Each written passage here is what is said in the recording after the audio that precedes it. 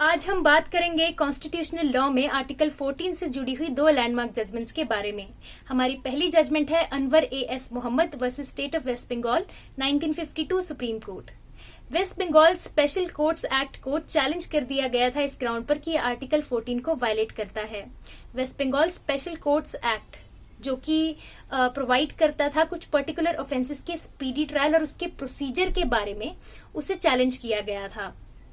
Court ने ये held किया कि section 5 of the West Bengal special courts act violates article 14 क्योंकि जो ऑफेंसेस क्लासिफाई किए गए हैं कि इनका स्पीडी ट्रायल होगा, उसकी क्लासिफिकेशन के लिए कोई रीजनेबल बेसिस प्रोवाइड नहीं किए गए, या यूं कहें कि कोई रैशनल बेसिस प्रोवाइड नहीं किए गए, इसलिए आर्टिकल 14 से हिट होता है।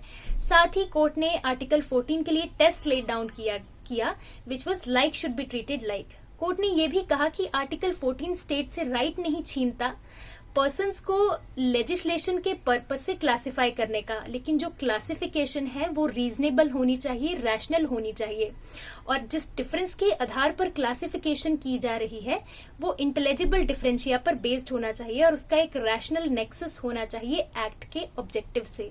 हमारी आज की अगली जजमेंट है E P Royappa versus state of Tamil Nadu 1974 supreme court. E P Royappa एक सीनियर ब्यूरोक्रेट थे जिन्हें ट्रांसफर कर दिया गया था चीफ सेक्रेटरी के रैंक से एक कम प्रेस्टिजियस पोस्ट पर, और उन्होंने इस ट्रांसफर को चैलेंज किया था ये कहते हुए कि उनका आर्टिकल 14 में राइट टू इक्वालिटी वायलेट हो रहा है। कोर्ट ने कहा कि equality is antithetical to arbitrariness और दोनों ही स्वॉन एनिमीज है, इक्वालिटी और आर्बिट्रेरीनेस।